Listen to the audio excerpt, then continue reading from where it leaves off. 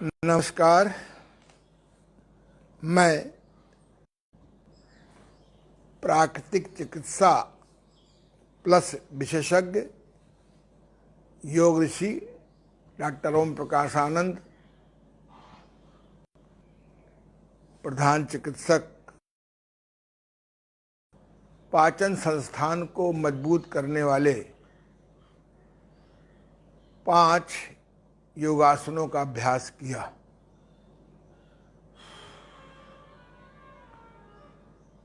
अगर आप सनातन ग्रंथों का, सनातन स्वास्थ्य ग्रंथों का अवलोकन करें और प्राकृतिक चिकित्सा का अध्ययन करने का सौभाग्य मिले या मिला होगा, तो उन्होंने रोग को 3 भागों में बांटा है। शारीरिक रोग, फिजिकल डिजीजेज, मानसिक रोग, मेंटल डिजीजेस, आकस्मिक दुर्घटनाओं के कारण रोग या कष्ट।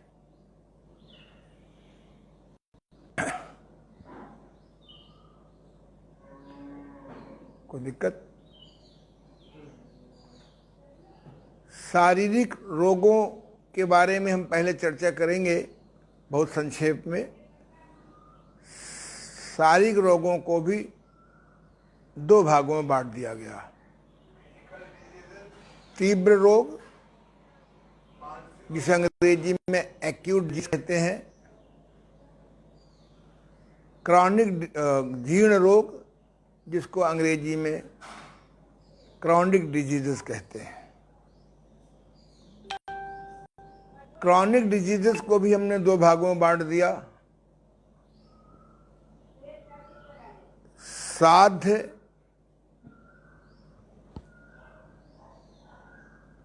निरोगता रोग और असाध्य निरोगता रोग, यानी कष्ट के साथ ठीक हो जाने वाले प्राकृतिक चिकित्सा में, कष्ट के साथ भी ठीक न होने वाले। जितना अच्छा रोगों के बारे में प्राकृतिक चिकित्सा में सरल, तुम बेटा इधर आ जाओ घूम करके,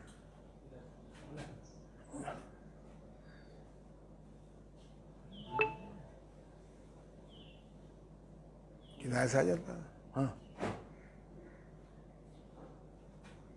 मुझे आयुर्वेद का बहुत गहराई से अध्ययन करने का सौभाग्य मिला है। और जाओ,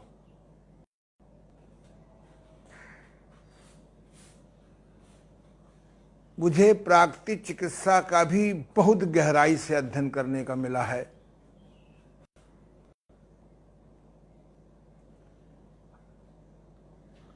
अंग्रेजी पद्धति को भी पढ़ता रहता हूँ।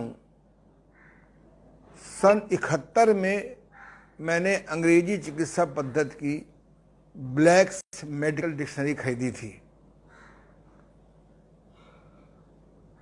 जिसमें कोई भी जानकारी हो, करनी हो अंग्रेजी पद्धति की, तो वो डिक्शनरी ऐसी थी, आज भी मेरे पास है। होम्योपैथिक का विशेष अध्ययन करने का सौभाग्य नहीं मिला, लेकिन प्रारंभिक ज्ञान मिला। बेटा और किनारे जाओ।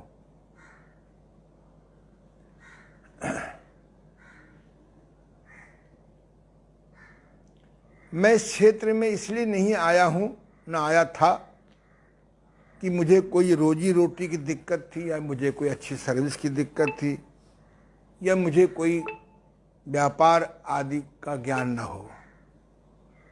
जब मैं अपने आँखों का इलाज करते करते थक गया, हार गया, निराश हो गया, और सभी ने कह दिया ज्योतिषाचार्यों ने भी कह दिया कि आपका अंधा होने से कोई रोक नहीं सकता। जब मैंने प्रभु से प्रार्थना की, क्योंकि प्रभु प्रार्थना तभी सुनता है जब बुद्धि काम न करे, पैसा काम न करे, पहचान काम न करे, बाहरी ज्ञान काम न करे, जब सब अहंकार टूट जाते हैं तब प्रार्थना का जबरदस्त प्रयोग मैंने किया है। और जब मैं कूने प्राकृतिक चिकित्सा से ठीक हो गया, प्राकृतिक चिकित्सा में भी एक कूने प्राकृतिक चिकित्सा है और एक पंचतत्व महाभूत आधुनिक प्राकृतिक चिकित्सा है।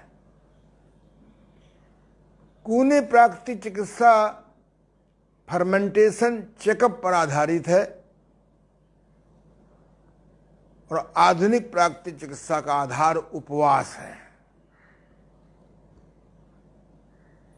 तो प्राकृतिक चिकित्सा में जो पुस्तक बहुत फेमस है डॉक्टर गंगा प्रसाद गौड़ नाहर की, प्राकृतिक आयुर्विज्ञान, जिसको हमारे अनुज डॉक्टर राकेश जिंदल ने पुनः प्रकाशित किया है, धन्यवाद के पात्र हैं। इस पुस्तक में ब्रह्मलीन गंगा प्रसाद गौड़ नाहर ने बहुत सरलतन ढंग से लिखा है। ये पुस्तक अगर नई शिक्षा नीति में हाई स्कूल या इंटर में अनिवार्य कर दिया जाए तो लोग blood pressure, diabetes, heart trouble, ये क्रॉनिक रोगों को तरस जाएं। उस पुस्तक में जो मैं कहना चाहता हूं लिखा है कि ज्वर, जुखाम, खांसी, दस्त, खाज, खुजली, ये स्वस्थ करने के लिए प्रकृति की भाषा है। अगर इन पांचों बीमारियों को शांत न किया जाए, दबाया न जाए, तो भविष्य में कोई क्रॉनिक रोग नहीं होगा। जो आपसी युद्ध मचा हुआ है योगियों का, वर्तमान अंग्रेजी चिकित्सा पद्धतियों का व्यर्थ का युद्ध है। योगियों को और सभी चिकित्सा पद्धतियों को ये पुस्तक पढ़नी चाहिए, झगड़ा शांत हो जाएगा। क्योंकि अंग्रेजी पद्धति अर्जेंट रोग ठीक कर देती है, भविष्य में क्या उसके साइड इफेक्ट होंगे उनको कोई मतलब नहीं। आयुर्वेद वाले इन रोगों को शांत कर देते हैं समनात्मक दवाओं से, भविष्य में फिर आए फिर शांत कर देते हैं, फिर आए फिर शांत कर, एक दिन वो क्रॉनिक हो जाते हैं। लेकिन प्राकृतिक चिकित्सा कहती है ये ज्वर हमारा मित्र है, जुखाम हमारा मित्र है, खांसी हमारी मित्र है, दस्त हमारा मित्र है, खाज खुजली हमारे मित्र हैं। जब हमारे मित्र हो गया तो भय खत्म हो गया। और लोग इनको दुश्मन मानते हैं। ज्वर आ गया है, कहीं आहार विहार विचार संबंधी भूल हो गई है, इनको हम ठीक कर दें, ज्वर अपने आप चला जाएगा। ज्वर को इमीडिएट ठीक करोगे, दबा दोगे, घातक रोग हो जाते हैं। जुखाम को बार बार शांत करोगे, दबाओगे तो दमा, ब्रांकल एस्थमा, साइनोसाइटिस और भविष्य में फेफड़ों का कैंसर तक हो जाएगा। खांसी को दबाओगे, बीमारियों की फांसियां लटक जाएंगी। खांसी का रूट कॉज क्या है? खांसी तो एक वो है, सिम्टम्स है कि भाई कोई चीज जब गले में कोई चीज फंस जाती है तो खांसी आती है, जब जुखाम बना रहता है तब खांसी आती है। खांसी कोई बीमारी थोड़ा, ये तो एक संदेश है कि भाई कुछ श्वसन संस्थान में कोई चीज फंस गई है, फंसी है, इसको निकालो। दस्त आ गए हैं, ये बताता है कि कोई चीज है जो मल निकालना चाहे, मल के रूप में निकालना चाहती है, इसको रोको नहीं। बेल के शरबत से, ईसबगोल की भूसी दही से बांधो, रोको नहीं। और खाज खुजली बताती है कि ये कहीं आपका खून गंदा हो गया है या आपने त्वचा की स्वच्छता नहीं की है। तो मैं संदेश देना चाहता हूं कि मत लड़ो आपस में। अंग्रेजी चिकित्सा पद्धति की वजह से भी भोगी लोग 10, 15, 20, 25, 30 साल से गोली भी खाते रहते हैं, अपना परिवार भी बचाए रखते हैं और चलते रहते हैं। आयुर्वेद वाले भी रोगों को शांत करते रहते हैं, घर को बचाए रखते हैं, ब्लड प्रेशर भी चलता रहता है बाबा जी का 20 साल से, परिवार भी, व्यापार भी चलता रहता है। आयुर्वेद वाले अपने ढंग से रोग को शांत करके ठीक करते रहते हैं। आयुर्वेद वाले रोग को दबा करके आदमी की लाइफ देते रहते हैं। पर प्राकृतिक चिकित्सा कहती है कि हम भविष्य में घातक रोग के शिकारी न हो। तो हम आपको बताएंगे भविष्य में ये जितने भी बीमारियां फैल रही हैं, इसमें ज्वर, जुखाम, दस्त, खांसी और खाज खुजली के शांत करने या दबाने का परिणाम है। जब तक हम इन बीमारियों को दवाइयों से शांत करते रहेंगे, दबाते रहेंगे, तब तक समाज को हम सुखी नहीं कर सकते। यह आपस का युद्ध एक दूसरे के ज्ञान न होने से हो रहा है। एक दूसरे की ज्ञान, एक दूसरे के सिद्धांत, एक दूसरे की सीमाओं का ज्ञान नहीं है। संयोग से मुझे इन तीनों चिकित्सा पद्धतियों के सिद्धांतों का, इनके दुष्परिणामों का, इनकी अच्छाइयों का अच्छा ज्ञान है। मुझे तो प्राकृतिक चिकित्सा के भी साइड इफेक्ट का ज्ञान है। हम लोग झूठे अहंकार में पड़े रहते हैं कि प्राकृतिक चिकित्सा के साइड इफेक्ट नहीं होते।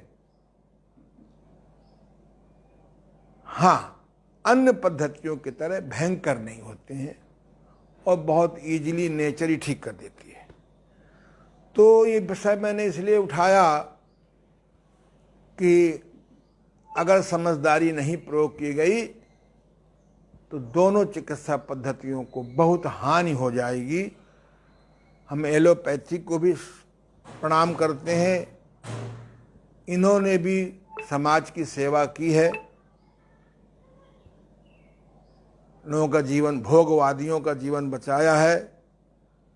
जो भोजन में संयम नहीं कर सकते हैं, जो जल्दी नहीं उठ सकते हैं, व्यायाम नहीं कर सकते, उनकी भी जीवन 10, 20, 30 साल दिया है। पैसे वाले हुए तो उनके हाथ पैर भी काट के जिंदा रखते हैं। प्राकृतिक चिकित्सा बड़ी सरल है। हमारे यहाँ 10 दिन 20 दिन आदमी इलाज कराने आता है और 90% अपने परिवार के लोगों को ठीक कर लेता है। हमारे यहाँ रोगी बनकर आता है, निरोगी होके जाता है और परिवार के लिए उपयोगी हो जाता है। उसे मालूम है कोई बीमारी है, भोजन बंद कर दो, ठोस भोजन बंद कर दो, गर्म पानी पियो, सूप पियो, जूस पियो। जूस ठंडा ठंडा बन जाता है तो गर्म पानी में रख दो और नीचे से एनीमा करो, बड़ी आंतों का संचित मल निकालो एनीमा से, बस्ती से। त्वचा की गंदगी निकालो स्टीम बाथ से, सन बाथ से, मड बाथ से, फ्रिक्शन से, मालिश से। फेफड़े की गंदगी निकालो नेति से, जल नेति से, नाक में तेल डाल करके, विरेचन प्राणायाम करके। पेशाब, गुर्दों की गंदगी निकालो, लिंग में पानी डाल करके, खीरे का रस पी करके, मूत्रल दवाइयाँ ले करके। मूत्रल दवाइयाँ होती हैं आयुर्वेद में, जड़ी बूटियाँ, जिनके पीने से खूब पेशाब होता है। तो विकार को न दबाया जाए न शांत किया जाए, बल्कि निकाला जाए, बल्कि निकाला जाए। तो मैं तो स्वयं अनुभवी हूँ और लगभग 40,000 निराश रोगियों के ठीक होने का अनुभव भी है। ये सारे अनुभव सुनना चाहें तो एक पुस्तक पढ़िए, योग प्राकृतिक चिकित्सा अनुभव पुराण। बाजार में इसका मूल्य 400 रुपया है। आप हमारे यहाँ से 200 रुपये में खरीद सकते हैं, कास्ट मूल्य से 50 रुपये कम। और ये भी ना खर्च करना चाहें तो anandyoga.com वेबसाइट खोलिए, अदर बुक्स में जाइए। ये पूरी 400 पेज की किताब मैंने भर दिया है, फीड कर दिया है। आप खोल खोल के पढ़िए, किसी प्रकार का कोई शुल्क नहीं है, कोई शुल्क नहीं है। आप डाउनलोड कर लीजिए, प्रिंट निकाल लीजिए, फोटो कॉपी करिए, मिठाई के स्थान पर अपने मित्रों को एक किताब दीजिए। तो आज का मेरा ये था कि प्राकृतिक चिकित्सा के बिना ये वर्तमान योगासन, प्राणायाम, ध्यान अधूरा है। पूरी योग विद्या ही अधूरी है। इसीलिए योग करने वाले भी जब नरसिंह भगवान के चपेट में आ जाते हैं उनकी आस्था लड़खड़ा जाती है। पर प्राकृतिक चिकित्सा का ज्ञान हुआ तो वो नाना प्रकार के अनजाने औषधि अत्याचार से बच जाते हैं। तो प्राकृतिक चिकित्सा सीखो, सिद्धांत सीखो। प्राकृतिक चिकित्सा का पहला सिद्धांत ही है कि सभी रोगों का कारण एक, विकार या कूड़ा। तो सभी रोगों का इलाज एक, नया विकार न पहुंचाओ, पुराने विकार को निकाल दो। तो सभी का नाम एक, सबका इलाज एक, सबका कारण एक। विकार संचित हो जाना या विकार का सड़ना। इलाज नाम क्या है? विकार। इलाज क्या है? नया विकार ना पहुंचाओ, पुराना विकार निकाल दो। बड़ा हाय हल्ला मचा है। Black fungus, white fungus, red fungus, yellow fungus, ये सातों कलर हैं, सातों फंगस आ जाएंगे। कुछ नहीं, विकार को सड़ने न दो। अगर रोटी को नहीं सड़ने दोगे तो फफूंद लगेगी। फंगस माने फफूंद हिंदी में। अगर रोटी को सड़ने न दोगे तो फफूंद लगेगी। दीक्षित जी, लगेगी। क्या करें? अगर लग गई है तो क्या करें? हैं? धूप में रख दो रोटी को, घंटा 2 घंटा को रख दो, आधी ठीक, 2-4 दिन में फंगस खत्म हो जाएगा, फफूंद खत्म हो जाएगी। और कोई उपाय है क्या? आपका नाक का कफ सड़ रहा है, फर्मेंटेड हो गया, फफूंद लग गया, आप नाक को दबाओ नहीं, दवा से नाक को किसी बर्तन में, मिट्टी के बर्तन में रख लो धूप में, और घंटा 2 घंटा में फफूंद ना खत्म हो जाए, कफ गायब हो जाएगा, चिपका रह जाएगा। आपके मल में फफूंद लग गया है, मल को भी निकाल के रख दो धूप में। धूप से बढ़कर फफूंद का ठीक करने का कोई उपाय नहीं है। आप कहेंगे साहब फफूंद लग गया है तो उस रोटी को चाकू से काट दो, आई एम एग्री। पर शरीर को कहां कहां काटोगे? हैं? ये वायरस हो नहीं सकते अगर हमारा विकार सड़ा न हो। समाज में नालियां सड़ रही हैं, रास्ते में कूड़ा सड़ रहा है, घर में बायो कूड़ा सड़ रहा है, यहाँ कफ सड़ रहा है, यहाँ पित्त सड़ रहा है, यहाँ मल सड़ रहा है। जहाँ सड़ान होगी, जहाँ फफूंद होगी, वहाँ कीड़े मकोड़े तो होंगे ही। कीड़ों को मारोगे तो बैक्टीरिया हो जाएंगे, बैक्टीरिया को मारोगे तो वायरस हो जाएंगे, वायरस को मारोगे तो माइक्रो वायरस हो जाएंगे। ये कब तक हम सारे विश्व को गरीबी रेखा में पहुंचाएंगे? इसीलिए गांधी जी ने कहा था कि प्राकृतिक चिकित्सा को मुझे जन घर घर पहुंचाना है, अन्यथा भविष्य में बालक क्रॉनिक रोगी पैदा होंगे।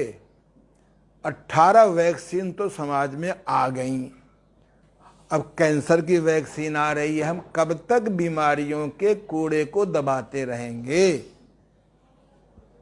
प्राकृतिक चिकित्सा के बिना योग विद्या अधूरी है, योग साधना के बिना प्राकृतिक चिकित्सा अधूरी है। योग साधना, योगासन, प्राणायाम, ध्यान प्राकृतिक चिकित्सा के अंतर्गत आते हैं, महत्व चिकित्सा में ही आता है।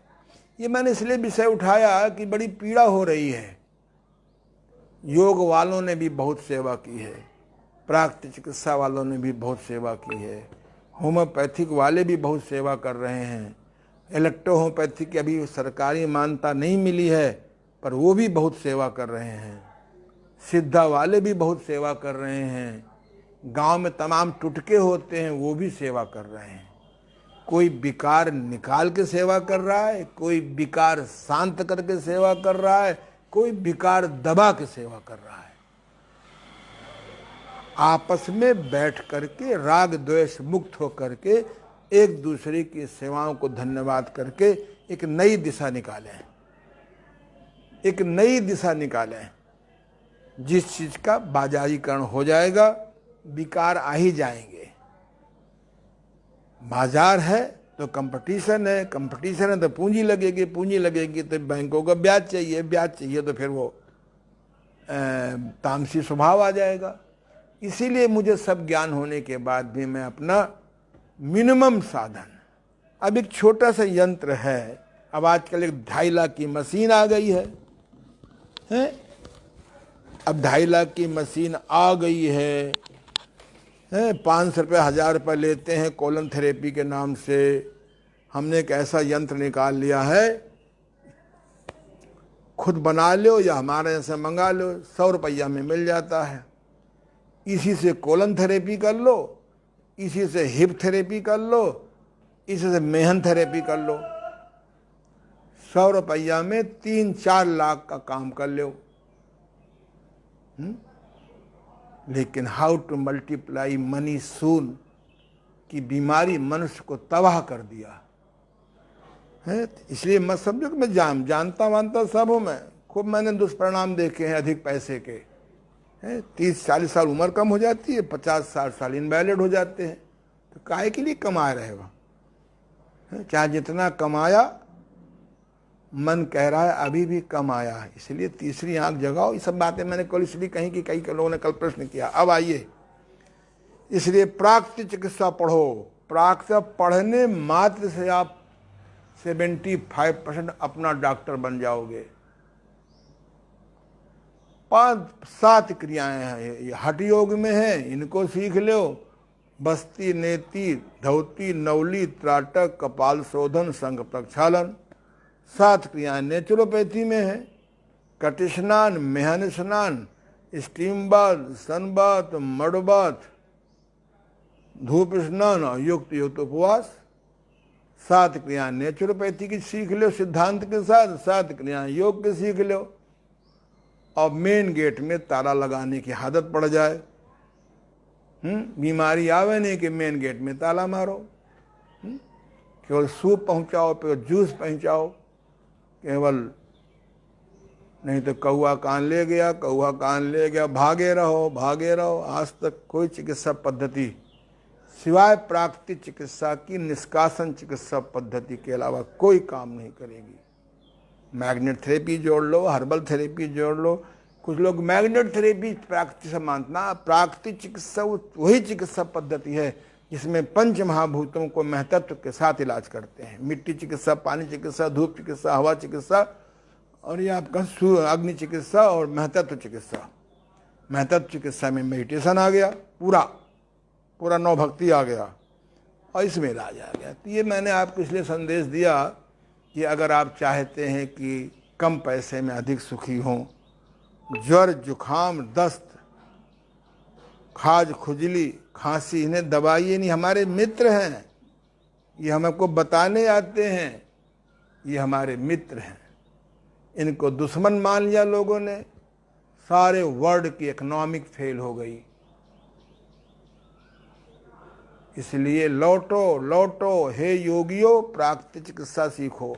हे प्राकृतिक चिकित्सकों, योग ईमानदारी से सीखो, साथ में हर्बल थेरेपी सीख लो, उसमें magnet therapy, acupressure, reflexology, laughing therapy, इन सब के नाले गिरा दो, अपने आप आनंद आएगा।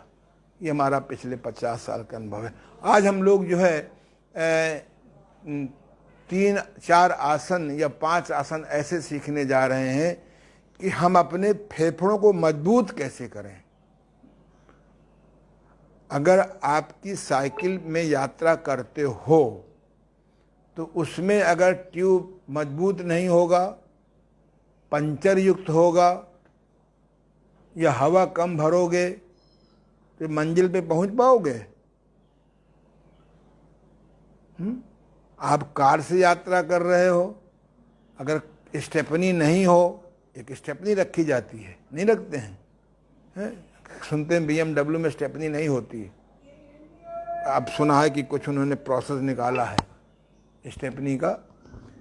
तो अगर हमारी स्टेपनी तो है, स्टेपनी में हवा नहीं भरवाया 3-4 साल से, या जो हमारी गाड़ी के 4 पहिए हैं उनमें जितनी हवा चाहिए उतनी हवा नहीं भरी है, क्या मंजिल तक पहुंच जाएंगे?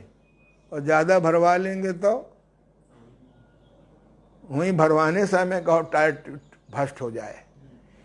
परमात्मा ने ये जो फेफड़े बनाए हैं स्तन बिंदु के पीछे एरिया में, ये हमारे इस शरीर रूपी मशीन के 2 ट्यूब हैं। इनमें अगर उचित हवा नहीं भरी है तो फिर सांस फूलेगी। सांस फूल रही कि आपके फेफड़े कमजोर हैं, आपकी सांस फूल रही कि आपको उचित ऑक्सीजन नहीं मिल रही है, आपकी सांस फूल रही है कि आपको सुबह सुबह फेफड़ों में हवा भरने की तरकीब नहीं मालूम, या तो इतना भर जाते हैं कपाल भाती करते करते करते करते तो हवा तो खूब भर गई लेकिन 10 प्रॉब्लम आ गई। अब आजकल बीमारी चली, अनुलोम विलोम प्राणायाम तो सुबह आधा घंटा, दोपहर आधा घंटा, शाम आधा घंटा, पागल हो जाओगे। 5 मिनट अनुलोम विलोम प्राणायाम अगर सही ढंग से करना आ जाए तो दिन भर कोई आवश्यकता नहीं है। आज मैं आपको 3 आसन सिखाऊंगा जो हमारे फेफड़ों को स्ट्रॉन्ग करते हैं, जो हमारे फेफड़े को स्ट्रॉन्ग करते हैं। ये आप करते भी हैं लेकिन आपको यही नहीं पता कि ये फेफड़े कितने अच्छे कैसे करना चाहिए आसन। योगासन, चलिए श्रीमान जी लेट जाइए, पेट के बल लेट जाइए, पेट के बल लेट जाइए और पीछे जाइए थोड़ा सा और जाइए, या तो शर्ट उतार दीजिए या फिर ढक लीजिए। ये देखिए, ये 3 आसन है। पहला है आपका सर्पासन। पहला क्या है? आप कर सकते? हाँ, कर चुके हैं क्या? इधर इधर करो मुंह, हाँ, पैर उधर करो कैमरे की ओर, है पैर कैमरे की ओर करो, कोई बात नहीं, बनेगा तो ठीक है, नहीं तो ऐसे पेट के बल लेट जाइए हैं, और दोनों हाथों को स्तन बिंदु के नीचे अंगूठे का नाखून रखिए। अंगूठे का नाखून स्तन बिंदु के नीचे रखिए। प्रिय ओमनाथ जी की तरह बगल में ऐसे टिड्डा की तरह हाथ कर लीजिए, बिल्कुल ठीक। हाँ अभी हाँ ठीक है, पैर दोनों मिला लीजिए, दिक्कत हो खोल भी सकते हैं थोड़ा सा, और मत्थे को जमीन पर लगाइए। जब मत्थे को जमीन पर लगाएंगे तो नाक थोड़ी खुली रहेगी। अब धीरे धीरे सिर को ऊपर करके नाभि तक के हिस्से को उठाइए, उठाइए धीरे धीरे, धीरे धीरे, जल्दी नहीं है। नाभि जमीन पे लगी रहेगी और दोनों आंखों से भ्रूमध्य को देखिए। 5 गिनती में रुकिए, धीमे धीमे नीचे लाइए। फेफड़े के अलावा अन्य लाभ भी हैं, ये किडनी को भी मजबूत करता है। पुनः 3, चलिए 1 मिनट रुकिए, हम शुरू करेंगे। पहला है 1, बहुत सुंदर। भ्रूमध्य में देखिए, नाभि जमीन से लगी रहेगी, बाकी सब ऊपर रहेगा। 2, 3, 4, 5, 6, 7,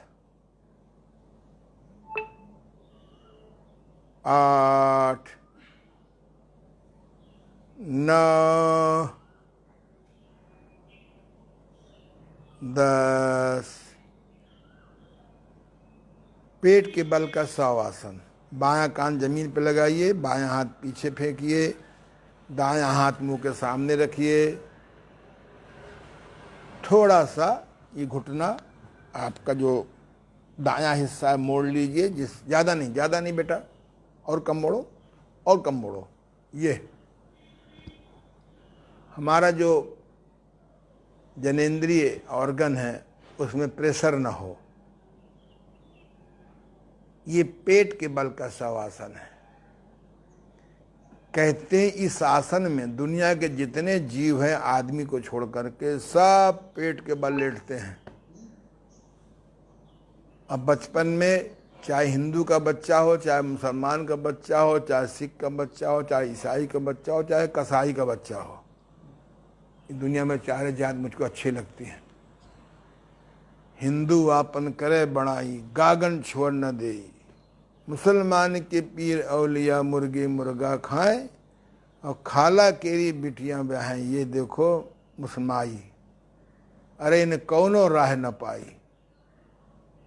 कबीरदास जी कह गए हैं, इस आसन में अगर आप लेट जाएं और 5-10 मिनट को साक्षी दर्शन में चले जाएं या समाधि में चले जाएं, तो 3, 4, 5, 6 घंटे की थकान दूर हो जाती है। चलिए अगला, अब इसका करेंगे सेमी पूरक। इधर देखिए, दोनों हाथों को ऐसे कर लीजिए, मुट्ठी बंद कर लीजिए। अपने सेक्स ऑर्गन के बगल में जो जोड़ होता है रांगों का, ये ऐसे लगा लीजिए। देखिए ये यूं, ठीक है ना, यूं देखो। अब मत्था जमीन पे रखिए। अब दोनों पैरों को उठाइए सलभ की तरह, बहुत सुंदर। ये इनको देखिए, मत्था जमीन पे रहेगा। बेटा इधर देखो, बेटा पहले इनको देखो, तुमको नहीं, तुम ठीक कर रहे हो। ये देखो सलभ आसन। अगर नहीं दोनों बनता शुरू शुरू में, तो पहले नीचे कर लीजिए। अब दायां पैर उठाएंगे, ये देखो, एक पैर उठाओ सीधा बिल्कुल, 2 नीचे कर लीजिए, दूसरा उठाइए, 3, 4। अभी बताएंगे 5 गिनती में कैसे रोकना है। तो जिनका दोनों एक साथ नहीं बन रहा है वो इस प्रकार से करेंगे।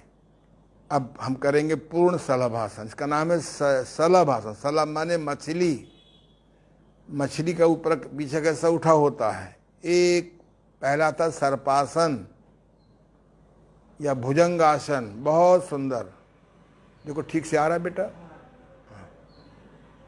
2, 5 गिनती में रोकेंगे,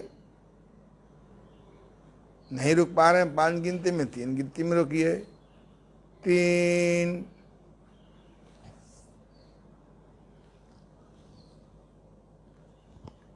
4, 5,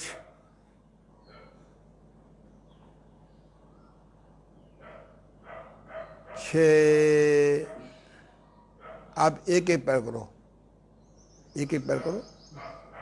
7, ठीक है, 8,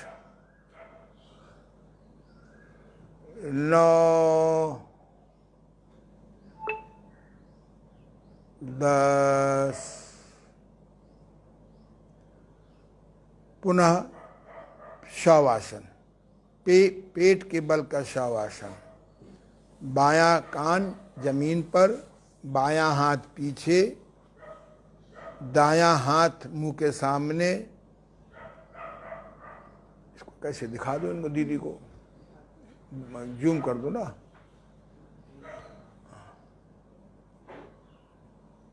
देखिए ध्यान से कैसे दायां हाथ मुंह के सामने रखते हैं। बस अब सलभ आसन और सर्पासन के बाद करेंगे धनुरासन। पुनः मत्था जमीन पर लगाइए, दोनों पैर मिलाइए। जल्दबाजी मत करो, जल्दी करो नहीं। देखा देखी, सुने सुनाए, पढ़े पढ़ाए हैं, अनुभव विहीन अधूरे योग शिक्षकों से करते योग, छीजे काया बाढ़े रोग। अब दोनों पैर मोड़ लीजिए, धनुरासन करेंगे। अब दोनों हाथ से टखने को पकड़ लीजिए, टखना इसे कहते हैं। वाह, तुम ऐसे पकड़ो। चलो, ये आसन काफ़ी कठिन है, अनावश्यक मत करिए। अगर शरीर में लक्ष्मी जी की कृपा से, असंयम की कृपा से, अज्ञानता की कृपा से अधिक वजन हो गया है तो केवल देखिए। एक, उठिए ऊपर, बहुत सुंदर। इस रानों को भी उठाइए, ये ऊपर देखिए।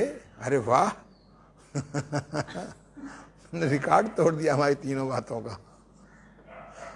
2, बहुत सुंदर। 3 देखो मैं तो हंसता रहता हूँ, क्या करो। 4, 5, बहुत सुंदर, बहुत सुंदर। इनका मुंह ना सामने आ पावे, जब दिखा दो इनको। देखिए जागेश जी को, शरीर मोटा है फिर भी इन्होंने कर लिया।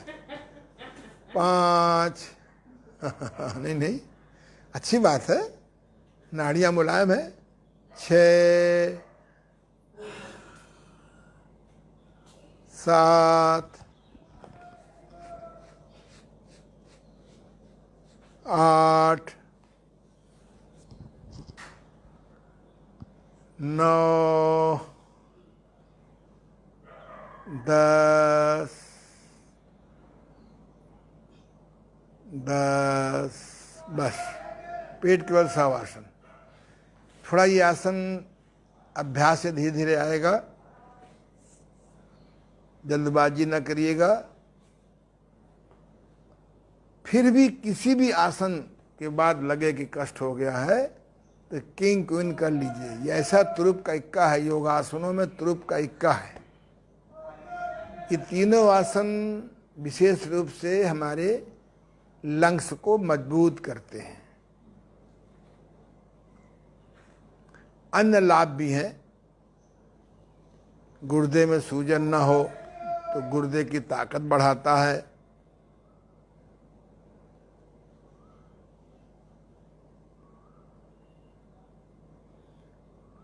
अब इन तीनों आसनों का एक पूरक आसन होता है।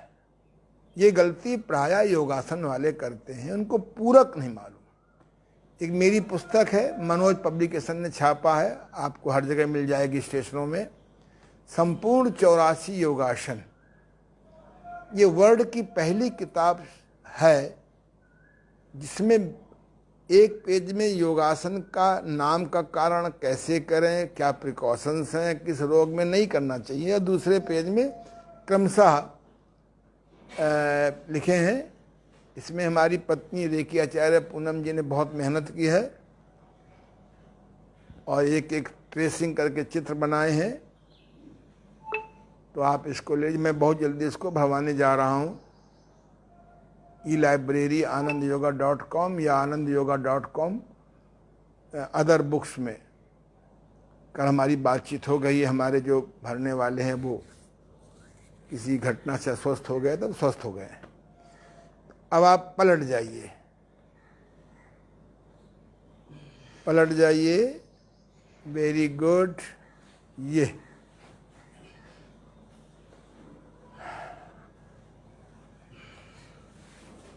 अब धीरे से बैठ जाइए, है ना, करवट लेके बैठ जाइए। ये बहुत सुंदर। हाँ हाँ, नहीं नहीं ज़्यादा, अरे बैठ, इधर पैर करिए ना। ये आपकी भी अस्तित्व बना रहे, मेरा भी बना रहे, क्यों भाई? न इतना आगे आ जाइए कि आप ही प्रधान हो जाए, और न इतना पीछे रहिए कि सर्पासन, सल्वासन और धनुरासन। पहले आपने किया सर्पासन, उसके बाद किया सर्प माने सांप, सांप जैसे खड़े हो जाते हैं। दूसरा है सल्वासन, मछली आसन। और तीसरा आपने किया धनुरासन, धनुष की तरह आपने खींचा। अब आप करेंगे, इन तीनों का पूरक नहीं करेंगे तो योग शास्त्र में लिखा है, हमारे गुरुदेव ने बताया कि नुकसान हो जाता है। यद्यपि अगर आप नहीं मालूम है, कोई भी आसन से कोई नुकसान हो जाए या डिस्लिप हो जाए, कष्ट हो जाए, बस सीधे किंग और क्वीन कर लीजिए।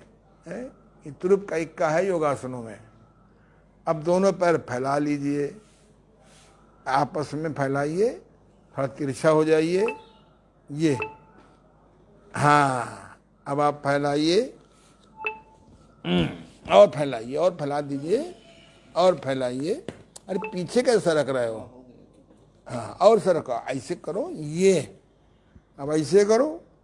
हाँ, एक दाहिना पैर को यहाँ छुआओ, बाएं में छुआओ, बहुत सुंदर।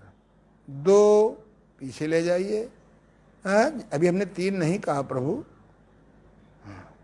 3। सबको जल्दी है, हमको छोड़कर। 4, 5, 6, 7, बहुत सुंदर, दीक्षित जी तक कर लिया। 8, 9,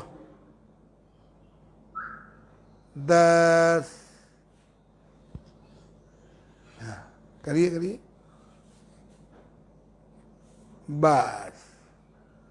ये जो है, इसमें लोग क्या करते हैं, सबको योग की भी जल्दी है। किसी ने कहा सवेरे मट्ठा पिया करो, बड़ा स्वास्थ्यवर्धक है, तो चाय तो पहले से पीते ही है, मट्ठा ले लिया। किसी ने कहा थोड़ा सा ठोस खा लो, तो डबल रोटी भी खा लिया। और दाल मुठ तो घर में खाना ही खाना है। उन्हें नाश्ता ना हो गया, नाश हो गया। या तो भरपेट मट्ठा पियो, है, या भरपेट जूस पियो, या सूप पियो। अमेल मत करो। जब महिलाएं बाजार जाती हैं साड़ी खरीदने, तो साड़ी खरीदने में 1 घंटा टाइम मानो लगा, उसकी मैचिंग करने में 2 घंटा लग जाता है। अनुभव है कि नहीं है? अभी तुम्हारा अनुभव नहीं तो भैया, नाश्ता ऐसा करो कि नाश ना हो। फिर आगे चले, बोले बेल का शरबत मिल रहा है, बोले वो पी लो। आगे चले, बोले यार गरी का पानी कल अखबार में आया, पीने बड़ा फायदा, बोले वो पी लो। यानी पेट न हो गया, जरा कूड़ा घर हो गया। और जहाँ कूड़ा वहाँ कीड़ा, और जहाँ कीड़ा वहाँ जो कूड़ा तर, जर्म्स, बैक्टीरिया, वायरस का घर। मैंने पूरी कविता बनाई है, 1-2 दिन में सामने आने वाली है। बैक्टीरिया वायरस का कारण ये क्यों नहीं ठीक हो रहे हैं, कैसे ठीक हो? सिंपल सी बात है, पर हमारी बात में धनवानों को मल्टीप्लिकेशन ऑफ द मनी नहीं है। है कि दुगना कैसे हो, चौगुना कैसे हो, एक वैक्सीन में अगर 10 रुपया फायदा हुआ तो 100 करोड़ बिक गए। अरे पागलो, जो पागलपन से पैसा कमा रहे हो समाज को नष्ट करके, लोगों को सता करके, 50-55 के बाद न टट्टी उतरेगी न श्वास जाएगी, सीधे कैंसर, है ना भैया। सर्वे भवन्तु सुखिनः, सर्वे सन्तु निरामया, सर्वे भद्राणि पश्यन्तु मां कश्चित् दुःख भाग् भवेत्। ये केवल बोलने से नहीं होगा, प्रैक्टिकल करो। प्रैक्टिकल करोगे, देखना टनाटन हमारी तरह बुढ़ापे में भी आनंद लो। कल हमारे शिष्य आए थे ओम प्रकाश दीक्षित, 93 वर्ष के, 93 वर्ष के, 8 साल पहले मेरे पास आए थे। कल मुझे बुद्ध पूर्णिमा में बेल दे गए। मैंने कहा मिठाई लाओगे तो मैं आशीर्वाद नहीं दूंगा। बेचारे बेल लाए, है खजूर लाए, खजूर तो हमने बांट दिया एक भले आदमी को। मीठा बहुत है ना, जहां मीठा तहां चीटा, जहां कूड़ा वहां कीड़ा, जहां मीठा तहां चीठा। तो जरा वो हमारी प्रिय वस्तु है। प्रिय वस्तु 4 खानी चाहिए, 8 खा जाएंगे। भगवान बुद्ध ने क्या कहा, तुम्हारी प्रिय वस्तु ही तुम्हारे दुख का कारण बनेगी। हमने इसको बांटे ही दो। क्या कहा, न रहे बांस न बजे बांसुरी। बड़ा हिम्मत काम है, प्रिय वस्तु को बांटना आसान काम है? हाँ, ये भी योग है। चलो फिर करो, हाँ पैर फैलाओ, फिर ऐसे करो। ये पूरक है, सल्पासन सर्वासन धनुरासन का पूरक है। करो, एक इधर लाओ ना, उधर देखो अपने बाएं हाथ को, 2 बीच में, 3 4 ना ना ना बीच में आना बहुत जरूरी है, 5 नहीं तो लीवर में सूजन आ जाएगी, पैंक्रियाज में सूजन आ जाएगी। 4 हो गया, 5 6 बीच में आओ, ना ना ना बीच में आओ, 7 देखो ध्यान से, लोग यही गलती करते हैं, 8 9 अब 3 बार करो, समय कम है, 10 11 12 13 14 15 दूसरा हाथ देखो, 16। मान लो किसी कारण से आप नहीं पैर छू पा रहे हो अंगूठा, आज देखिए बड़ा फायदा है। अब मान लो कोई पैर नहीं छू रहा आपका, तो अकेले में खुद है उसी के नाम से छू लो, है? पैर नहीं छुआ, पैर नहीं छुआ, पैर नहीं छुआ, मैनर भूल गए। कोरोना क्या कह रहा है, न हाथ मिलाओ न पैर छुओ, पता नहीं कौन सा वायरस इंटू नासिका, और टन टन पड़े, पैर नहीं छुआ, पैर नहीं, हर बात छुआ, आपकी बात क्यों नहीं छुआ? अपना घर में जाके अपना यही आसन कर लो, दोनों पैर मिलाओ। ये अब इसका भी और अच्छा आसन, ऐसे करो, 1 झुको, नासिका लगाओ घुटने पे, न लगे उठा लो घुटनों को, 2 3 4 5 बहुत सुंदर, 6 7 8 9 10। बस मान लो आपका नहीं पैर छू पा रहे हो, अपना यहीं तक कर लो, है ना, पर ये कान हाथ से लगे रहेंगे। ऐसे करो बेटा, जल्दी मत करना। एक चेला हमारा जल्दी कर गया, अब नानी की नानी याद आ रही है। योग करना अलग चीज है और धर्म के मार्ग से पैसा निकालना अलग चीज है, हैं? हम लोगों को सिखाया नहीं गया कि कोई आदमी मेहनत कर रहा है तो उसको बेचारे को पूछो कि गर्म पानी पे रह रहा है कि जूस पे रह रहा है ना? हमें सब दर्द मालूम है पिछले 50-51 सालों का। वो तो चूंकि हम एक मिशनरी आदमी हैं। लो फिर झुको, ये बहुत सुंदर, जल्दी ना करना।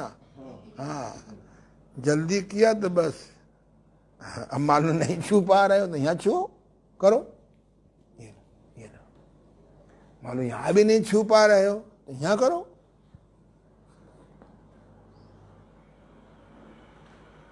कोई आसनों में जल्दी नहीं करोगे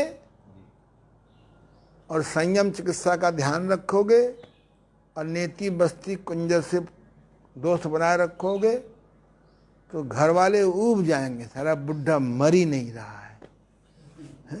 मरे तो हाथ में आवे, बुढ़ा मरे तो हाथ में आवे। ओम नमः शिवाय कोई नहीं करता। 100 में कोई एक श्रवण कुमार है कि हजारों में एक श्रवण कुमार है, बाकी सब अश्रवण कुमार है। बुढ़ा मरे तो हाथ में आवे, बुढ़ा मरे तो हाथ में आवे। आप सोच रहे हमारा नाती जाप कर रहा है, जाप तो कर रहा है, किस चीज कर रहा है? बुढ़ा मरे तो हाथ में आवे, बुढ़ा मरे तो हाथ में आवे। गुरु मरे तो कब्जा आवे, गुरु मरे तो कब्जा आवे। गुरु बड़ा बेशरम है हमारी तरह, 1 घंटा तन को देता है, 1 घंटे मन को देता है, 1 घंटे सटकर्मों को देता है। अब परिवार को देने का प्रयास कर रहा है तो समझ में आया है? और रूटीन से रोटी लगभग हटाते जा रहे हैं। बढ़ती उम्र के साथ में रूटीन से रोटी हटाते जाओ। क्या कहा? रूटीन से रोटी हटाते जाओ। हाँ, तो क्या बर्फी बढ़ाते जाओ? Simple, simple living, simple thinking, simple eating, spiritualing, साधना स्पिरिचुअल। चलो ये हो गया ना। अब आप बैठ जाइए पद्मासन में, चाहे पद्मासन में बैठ जाओ। पद्मासन, अरे बाएं पैर को हमारे और तिरछा हो जाओ लाला। ये बहुत सुंदर, वो भी लगाओ। ये हम बताएंगे पद्मासन से क्या लाभ होता है, सिद्धासन से क्या लाभ होता है। सिद्धासन से ब्रह्मचर्य सत्ता है, पद्मासन से हार्ड मजबूत होता है, स्वस्तिक आसन से बताएंगे सब बता देंगे। और ऐसा हो जाए, तिरछा हो जाइए थोड़ा सा, इधर उठिए जरा सा, ये अरे इधर ऐसे जरा सा तिरछा माने क्या होता है ये। तो अब क्या करना है? अनुलोम विलोम प्राणायाम, 4 गिनती में सांस भरो, दूसरी नाक से 8 गिनती में निकालो, फिर उसी नाक से 4 में भरो, फिर पहली से 8 में निकालो। 4 गिनती में सांस भरोगे तो 8 गिनती में निकालोगे, या जितनी गिनती में निकाल सको आसानी से उसका आधा भरो। गुरु जी आपने जो कहा 4 गिनती में भरना, फिर 4 में रोकना, अभी नहीं, अभी अनुलोम विलोम वो अलग चीज है। अभी अनुलोम, अभी हम फेफड़ों का मजबूत कैसे करें वो करेंगे ना। वो तो बीच बीच में इसे बता देते हैं कि आपको लगे कि योग कितनी बढ़िया चीज है। जब 4-8 का अभ्यास हो जाए तो 5 में भरना, 10 में निकालना 1 सप्ताह बाद। फिर जब इसका अभ्यास हो जाए सप्ताह भर में, फिर 6 में भरो, 12 में निकालो। ऐसे 1-1 सप्ताह लगभग। फिर अंत में 20 में भरो, 40 में निकालो। अब बेचारी गवर्नमेंट परेशान है, किसको किसको ऑक्सीजन दे। विकास बेरोजगारी मिटाना तो एक तरफ रह गया, अब अस्पताल में ऑक्सीजन प्लांट लगाओ। हैं?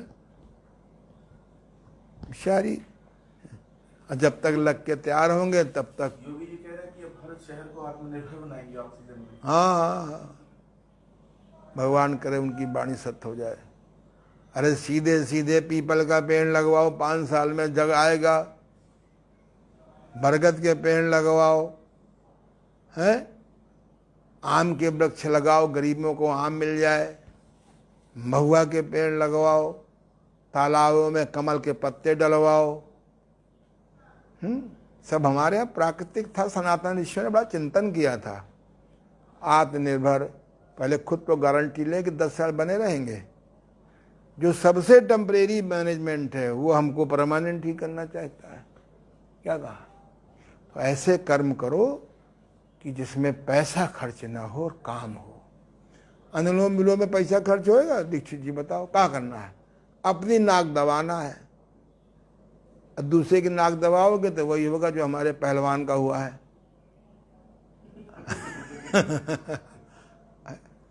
ताकत के साथ विनम्रता, नम्रता भी होनी चाहिए। करो।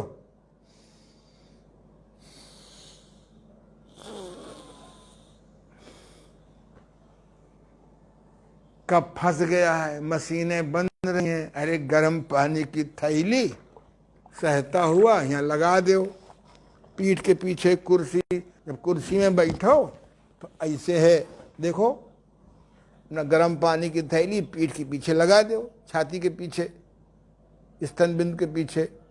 दिन में 3 बार 15-15 मिनट सेंक करो, कब पिघल जाएगा। प्राकृतिक चिकित्सा बड़ी सरल है, प्रकृति बहुत सरल है।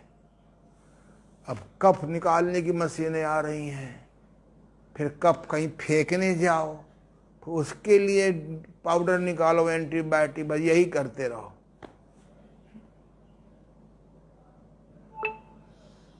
वाह रे मेरे बुद्ध जीयो। एक बार की घटना बताएं आपको, बड़ी मजेदार घटना है। करते जाओ, सुनते जाओ। एक बार उल्लू की और हंस की दोस्ती हो गई दोस्ती है, करते जाओ। तो एक दिन शरद पूर्णिमा का चंद्रमा निकला हुआ था। अच्छा, उल्लुओं को दिन में नहीं दिखाई पड़ता, वो अध्यात्म को बेवकूफ़ी समझते हैं, धर्म को बेवकूफ़ी समझते हैं। ये अलग बात है कि धर्म के संस्थाओं में अपने को हेड बना लेते हैं चंदा दे करके। तो उसने, उल्लू ने कहा, भैया हंस जी, कितना अच्छा सूर्य निकला हुआ है। तो सूर्य, उसने कहा, नहीं भैया, सूर्य नहीं है, सूरज नहीं है, ये चंद्रमा है। अब दोनों में बहस हो गई। बोले चलो राजा के पास चलें, करते जाओ। राजा ने से कहा, राजा ने कहा, ठीक तो कह रहा है उल्लू, कितना अच्छा सूर्य निकला है। अब हंस बड़ा घबराया, उसने ध्यान से देखा तो साला राजा भी उल्लू था। फिर बहस करने लगे। तो उल्लू राजा, मिस्टर उल्लू राजा ने कहा, चलो वोट पड़ जाए। तो वोट पड़े, उसमें करीबन 365 आदमी थे, हर जिले से एक एक के मेले। तो उसको वोट, उल्लू के पक्ष में वोट मिले 360 और 5 वो नोटा हो गया। नोटा कहते ना, नोटा कहते ना। अब उल्लू, हंस घबरा गया। तब ध्यान से देखा कि जो 365 में 360 भी उल्लू थे। तो समझ में आया, अब उल्लुओं को तो यही दिखाई पड़ेगा। अब 5 लोगों को देखा, वो हंस थे बेचारे। तो उनसे पूछा, तुमने वोट क्यों नहीं डाला? बोले, हम कई बार डाल के पिट चुके हैं, हमको चुप रहने में फायदा है। जब उल्लुओं के बीच में फंस जाओ, अच्छा है कि चुप हो जाओ। कुछ समझ गए ना मैं कहना क्या चाहता हूं? जिसको समाधि सिद्ध न हो, योग साधना सिद्ध न हो, शाकाहारी न हो, उनको टिकटें नहीं मिलना चाहिए। पहले साधना करो योग की, प्राकृतिक चिकित्सा की, जड़ी बूटियों की, तब हमारा समाज सुधरेगा, देश सुधरेगा। चलो आज कुछ ज़्यादा कड़वा हो गया, कोई बात नहीं, चिराता कुटकी कड़वा ही होता है। ये हमने आपको 4 चीज़ें बताई। अब 5वां चलते चलते, हाँ 5 आसन हो गए, नहीं हो गए, 4 आसन हो गए और 5वां अनुलोम विलोम हो गया। और देखिए, चलिए करो श्रम व्यायाम। श्रम व्यायाम से अगर आप जेंटली करो, मुलायमियत से करो, तो लंग्स ताकत बढ़ती है।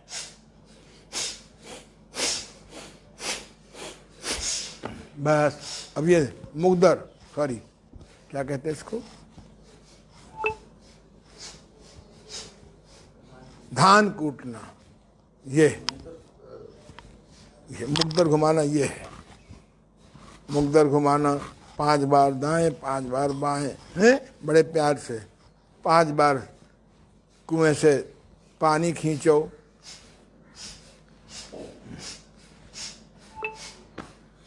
फिर हैंड पाइप से पानी निकालो।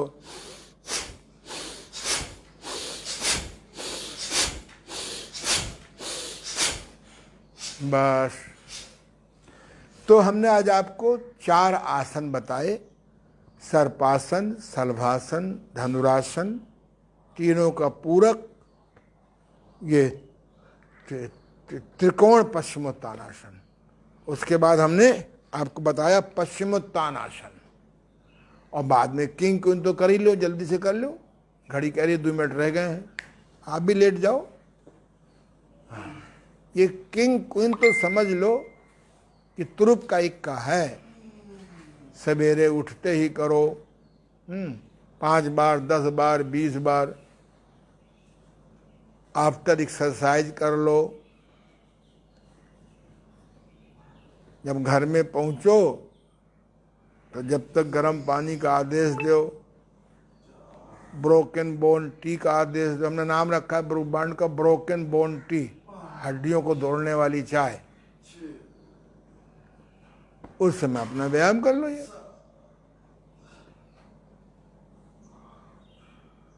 बहुत सुंदर। अब मिला के कर लो, किंग योगासन एक्सरसाइज, अब क्वीन,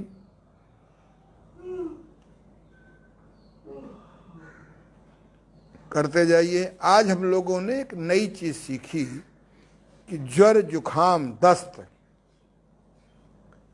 खांसी और खाज खुजली ये हमारे मित्र हैं। प्रकृति बताती है कि कहीं कुछ गड़बड़ी हो गई है, मेन गेट में ताला लगाओ, आउट गेट खोलने में सहायता करो, एनीमा करो, बस्ती करो, रुका मल निकल गया, नेति करो, नाक में तेल डालो, कफ निकल गया, कुंजर किया, कुपित पित्त निकल गया। सारे बदन पे स्टीम बाथ लो या गुनगुने पानी से सारे बदन का घर्षण करो। ऐसी तौलिया ले लो, गुनगुने पानी से घर्षण करो। बहुत सुंदर। और मेन गेट में ताला मारो। सवेरे गर्म पानी, दोपहरी के सब्जी का सूप, तीसरे पैर गुनगुना किया हुआ जूस इनडायरेक्टली, रात को सब्जियां, 1-2 दिन रोटी ना खाओ। बहुत सुंदर, वेरी गुड। बस चलिए करवट लेके बैठ जाइए। ओम ध्वनि 3 बार ओम ध्वनि कर लीजिए। ओम ध्वनि तो बहुत बढ़िया चीज है। पेट का व्यायाम, और तिरछा हो, तिरछा थोड़ा सा, हृदय का व्यायाम, हृदय का नहीं, फेफड़े का व्यायाम और मस्तिष्क का व्यायाम है। श्वास को भरिए। ओम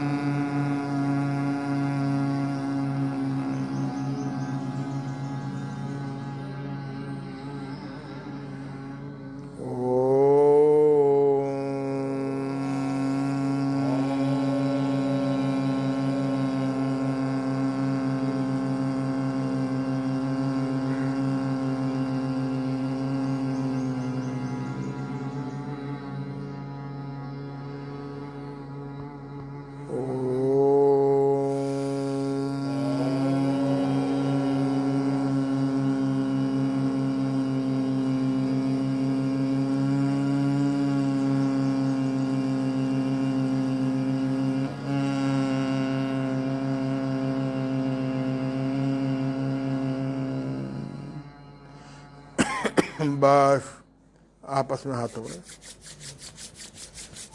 कल हम लोग प्राकृतिक चिकित्सा की बहुत उपयोगी बातें समझेंगे और साथ में ये फेफड़ों को मजबूत करने वाली पुनः योगासन दोहराएंगे, कुछ और नया बताएंगे। धन्यवाद। कल हम लोग फिर मिलेंगे। नमस्कार।